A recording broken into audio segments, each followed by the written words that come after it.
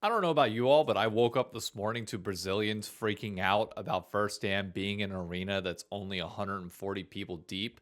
That's been known for over 2 months now, and they just are magically discovering it as if I haven't been freaking out the entire time. So today's the perfect day to go over your overreactions with another, I don't want to overreact, but LCS, LEC, and LCK Winter Split Edition going out the week before First Stand. Well, 2 weeks before. Technically, there's an international event today, by the way. C9 and Sentinels are playing against two representatives from the CB LoL, the winner winning a free boot camp in Korea for MSI, or I guess if they qualify for MSI, maybe then it'll go to the third. I'm not exactly sure. Either way, a $50,000 boot camp's on the line, which is pretty valuable, despite people being like, oh, look at how far we've come. If you can't tell, I'm already pissed off. I'm making this red. Feeling like that today. So let's do this. I got your takes on both video and text. Video gets priority first and foremost, and then I'll get to as many texts as I can. I'm going to record for like 40 minutes here. Whatever we can get in, we get in. First, the finest dressed man that I am seeing in my mentions so far.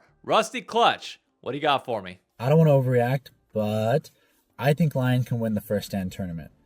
Okay. Last year, we were hyping Flyquest up so much because they had a top laner that could play counter picks and pretty much any champion. Okay, that's DeClaire.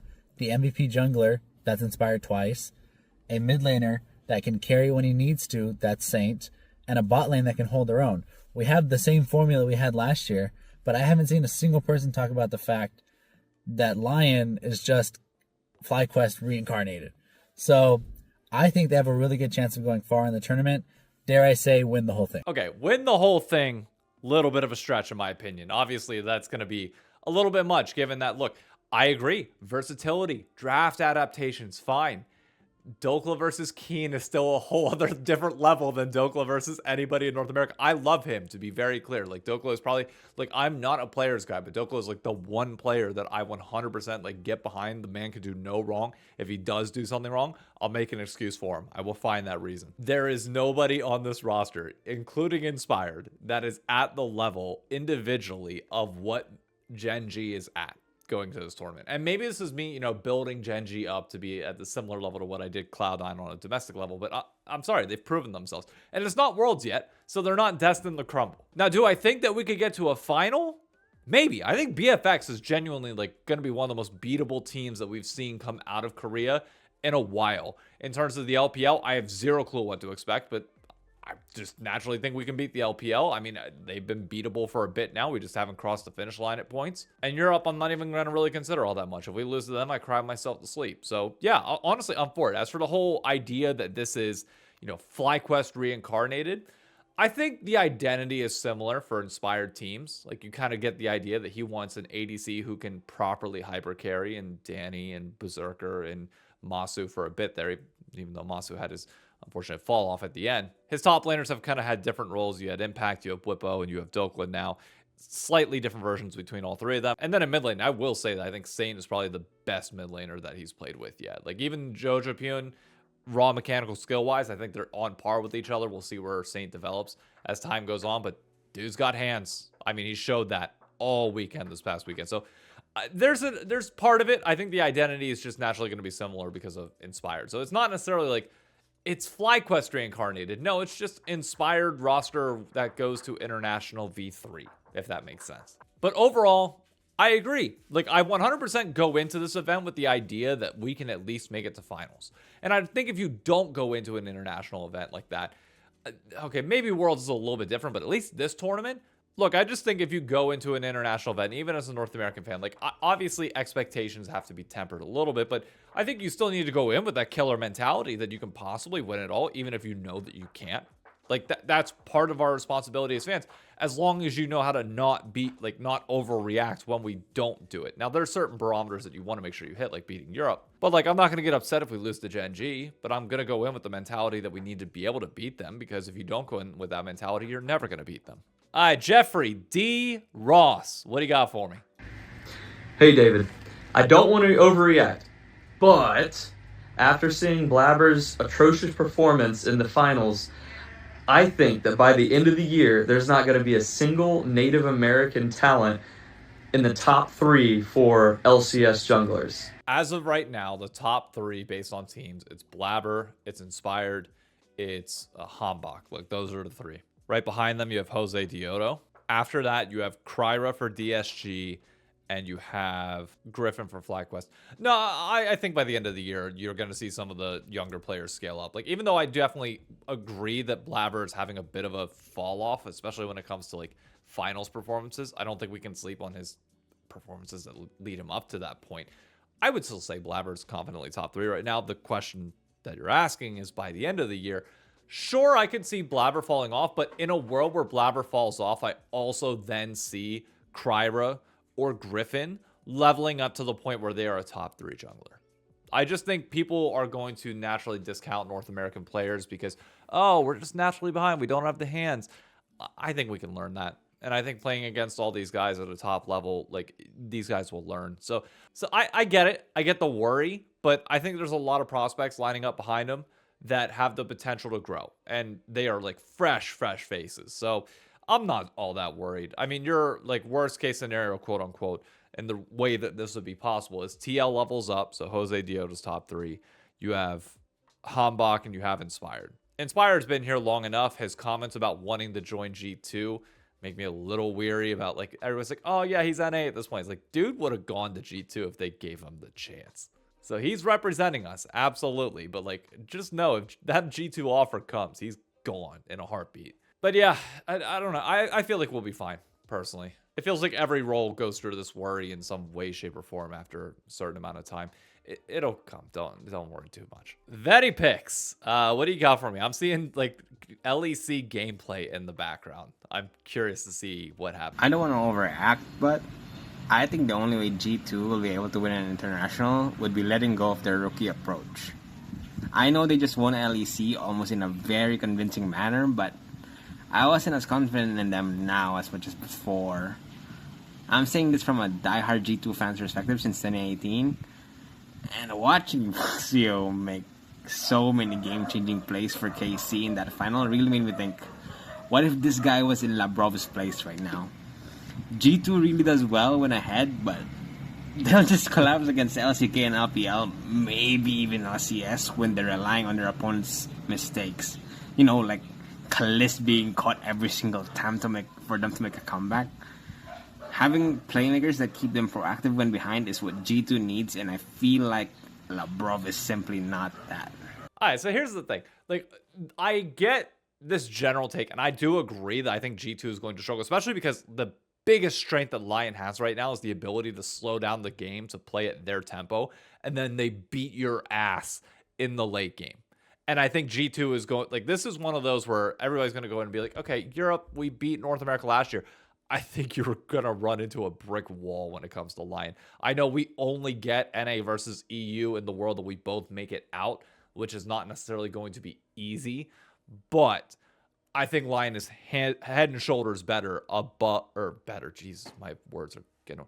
I think Lyon is definitely better than G2, personally. As for the rookie take, like, I don't necessarily agree with that part because, like, Busio also is, like, fresher talent as well. I agree Busio's better than Labrov. Like, that I'm not disagreeing with in any way, shape, or form. But, like, your next rookie could be the next Busio, what he develops into. So, like, that philosophy, I can't get behind. I can't say I agree with you in any way, shape, or form. But, yeah, I will agree that if you can get Busio or somebody of those likes, go right ahead. And luckily, G2 has enough of a reputation that you should be able to attract top talent. But it's like, who are you going to get? Like, Busio was like the hottest support free agent after last year. Who's going to be the hottest support free agent that you can get after this year? Because I'll tell you right now, it's not going to be poaching anybody from North America. Like, our support talent is not in the greatest state. So I'm not familiar with, like, tier 2 over in Europe. I mean, you could try and bring in a Korean veteran, but even then, like, if you're going to, like, the mid tiers or bottom tiers, you're just doing what LCS teams are. You do have a responsibility to growing up your talent and your rookies and putting them in a condition or putting them in a situation to be able to get them to learn and develop into somebody like Busio is, because you might not have watched Busio start, but he wasn't great his first split. It took him time to develop, and you got to give your players some leniency and some grace. I mean, Busio made his debut in 2023, and it's now 2026, and we're talking about him being the best support in the West. That's 3 years of development under good leaders and good teams of note, well, after the first year. So I think just give it time. Don't panic too much here, even if obviously you're going to look at it and be like, well, why can't we have a Busio on our team? Because you got to either make a Busio or buy a Busio, and there's none of that around to my knowledge. Radley, what you got for me, brother? I don't want to overreact, but Flyquest is still a top 3 team in the league. Who did they lose against? Cloud9 twice, and then who else? Lyon. The top 2 teams in the league. No one else has beaten them yet. No one has proven to me that they aren't the top 3 team in the league. So you'll need to prove it to me. I think you're going to get that chance in spring, and it's not going to go well for Flyquest initially. Like, again, I am still excited to see what this Flyquest roster does over the course of a year. I think they've got a lot of players that can grow as time goes on.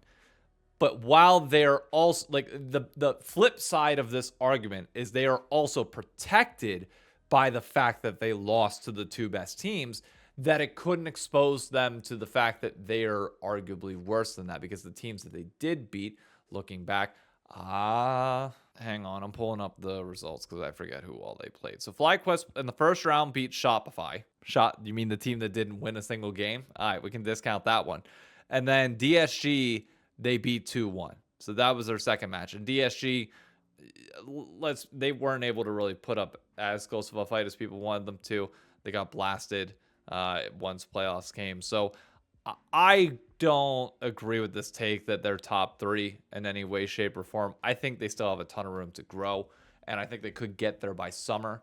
But I think saying that they are right now is going to do them nothing but a disservice to the growth and the potential that they have later. Like, you want to make sure that narratives are set properly in terms of expectations. If we're grading Flyquest too high now, and then they end up where they finish now, that's an overperformance given where they're realistically at. Like, that's improvement. That's something that fans can build upon.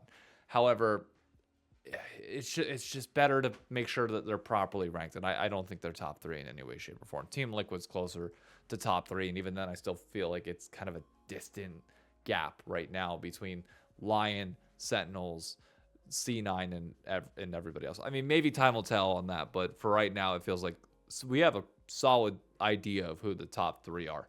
Flyquest will have their chance in spring, but they're definitely not there right now. Alex, what you got for me? C or the LCK for split 1 of... I don't want to overreact, but Flyquest getting screwed out of a second seed in lock-in might have been the best thing for them. Back-to-back. Allow me to explain. First off, nobody in their right mind should have thought that Flyquest was a top-tier team in split 1. That's just crazy. Getting to have a span of 3 weeks where you play Cloud9, and then Lyon, the 2 best teams in the region, is so great. Not because of the results, but rather because we made so many mistakes in all 3 of those series. Meaning, we get to learn from a ton of things we did wrong as a team. Things that we would have found out sooner or later. Think about it like a race with hurdles, okay?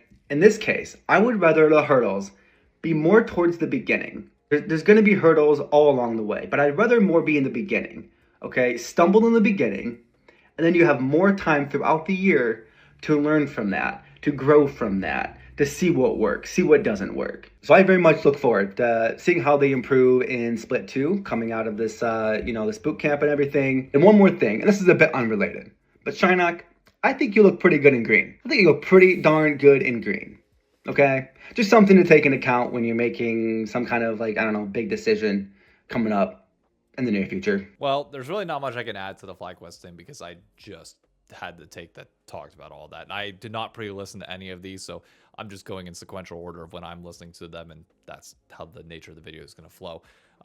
Again, a lot of excitement there. In terms of the decision, so Shadows here has 2 videos. I'm going to listen to the first one. It's already a minute and a half in length. The second one's about a minute and a half as well. We'll see how the take goes. I'll listen to both, and then you guys are going to hear which one I end up choosing, and we'll go from there. I don't want to overreact, but I think inspired skill at developing talent needs to be studied in like a laboratory setting. I know you talked about this, David, and Kobe did on the dive too, but I don't understand how Isles went from being the worst support in the league, maybe that's just my opinion, but I think it was pretty clear he was bottom 2 last year. I don't know how he went from worst support to that Game 5 Poppy performance. Like, I don't understand. Like, this is clearly something Inspired had a part in. We saw how good Busio got in his time with Inspired. Like, his ability to develop talent is actually insane. So, I genuinely believe that there is a world where they manage to retain Inspired. Flyquest would have been in finals. Like, he would have been able to develop Gakkos and Cryogen and make them look really good. And then by the end of the year, even if he switched over to Flyquest now, they would make worlds. Like, I don't know what Inspired does, but it's just crazy. It needs to be studied. I'm sticking with the Inspired developing talent thing. Look, there is a skill that comes with being able to I don't know a better word for it, but be able to play and handle what most people would consider an abrasive personality from Inspired. Jat just talked about it on Mind the Gap today at the time of recording this, how Inspired will sit here and for 5 minutes argue about fucking draft and just like really hound a point in. But he's doing it because he genuinely cares, okay? And he will rage at points. But if you can understand where he's coming from and take his words knowing that he has nothing but the best intent for you and does know what he's talking about for the most part, you can grow alongside him.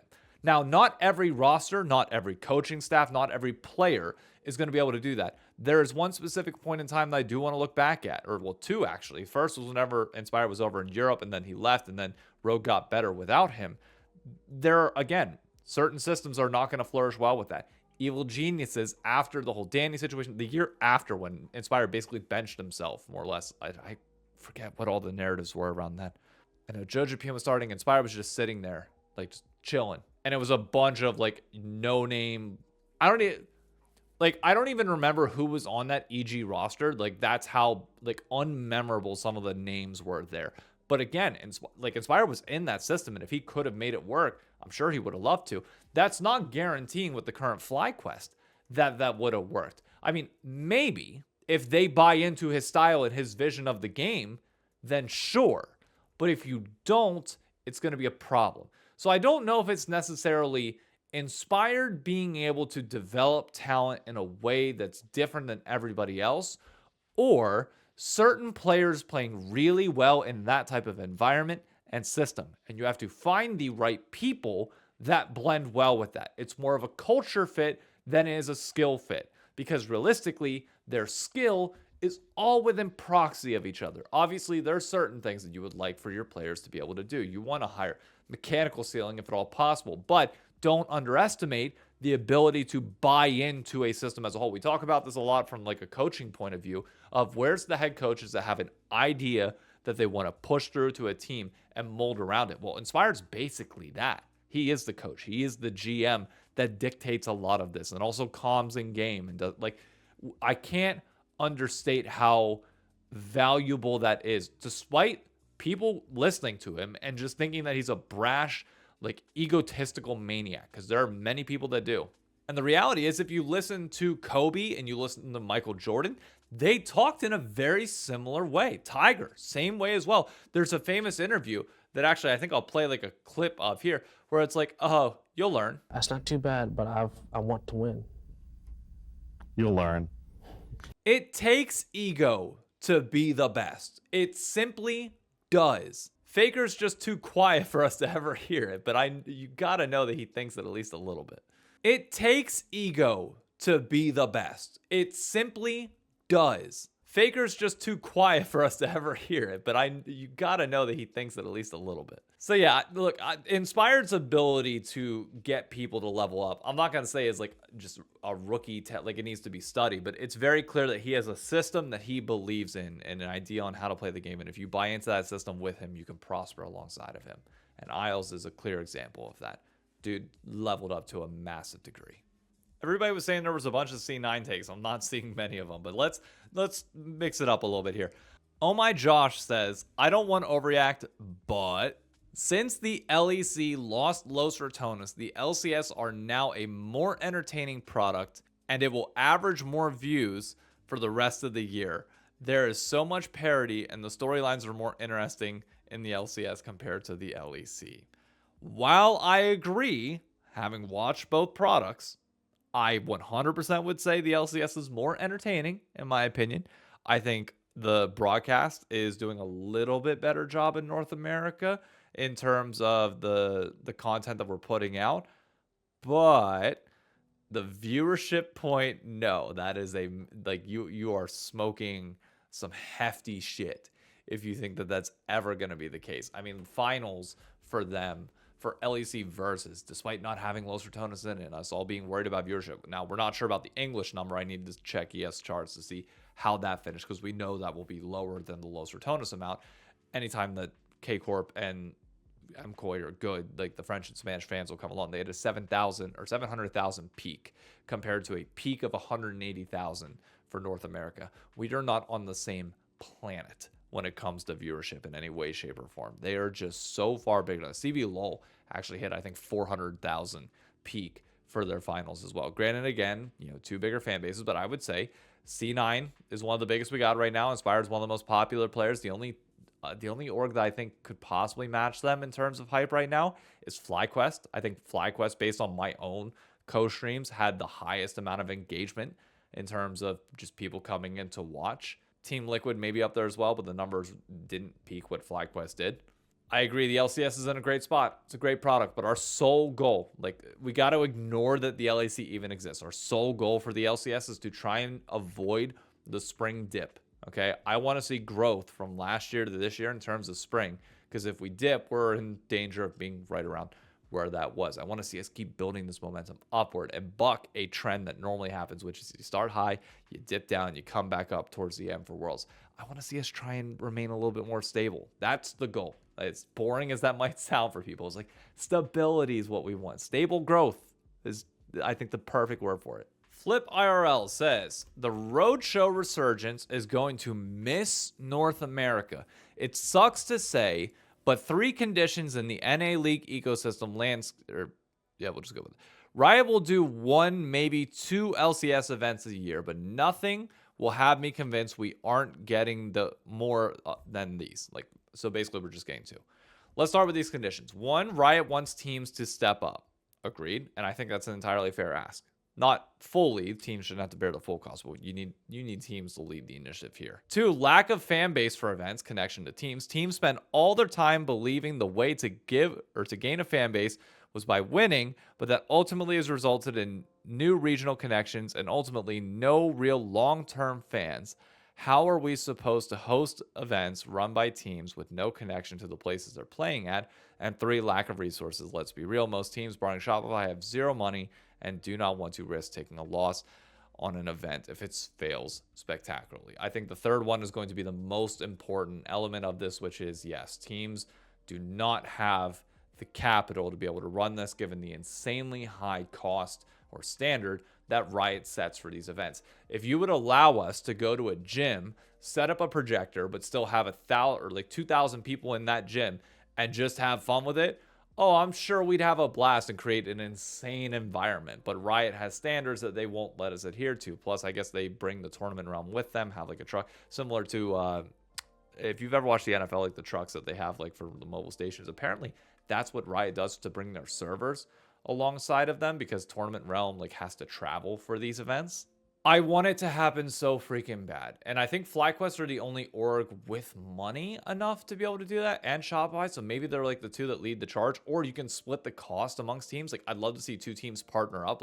It's a rivalry weekend brought to you by X and Y team, and their match is the one that you're, marketing towards the entire time, and you put it in the city, make sure you get the co-streamers, get everybody there, charge a little bit of a larger ticket if it's a 2,000 person venue. Make sure you're selling merch, sell it.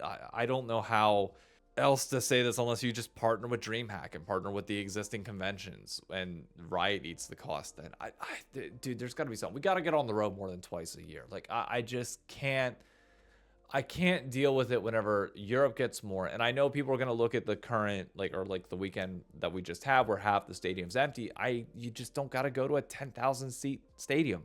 You don't, especially in North America. We can't do it. Like, that's off the table, period. But it can't just be like, okay, we can't go to the big stadium, so we're not going to do it at all. We're just going to stay in the Riot Games arena. No, because then you're just slowly leading to your own demise. You got to, like, why can't we have it in between? Figure out a way to make the cost work. That's not my responsibility, Riot, whenever you all come out and say, oh, it's just not cost efficient. Tell me why. Tell me what cost we truly cannot reduce on to get to that point. Be a little bit more transparent with this, and then maybe we can adjust, or I can try and help with the messaging on this in some way, shape, or form, and maybe we can work with the teams and figure out a way. There's got to be something we can do, but you got to hit the road more.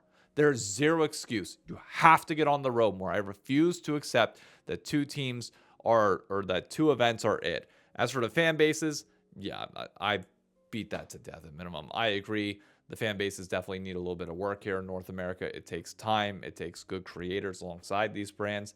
And hopefully whatever brand I pick, we can help solve that a little bit. But we'll see.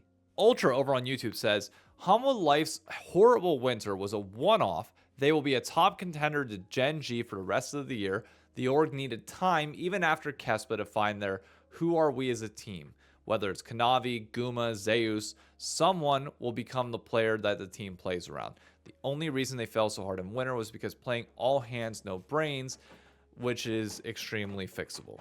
Honestly, I agree. And maybe this is just cope, like assuming that they will bounce back, but I refuse to believe that the star power of this roster as a whole and the seriousness that will come with the actual LCK split won't allow them to just assess how things are going, and somebody will finally like drop the ego, or not even if it's not an ego thing, like somebody just like has to step up and be the leader. I feel like that'll come as time goes on. This HLE roster still screams to me that they have a ton of talent there. The only thing that I do worry about is like the rosters that HLE lost to still have a ton of growing room as well. BFX and D plus Kia being like great contenders. And then T1 you assume is going to turn it on by the end of the year. They don't have to early on.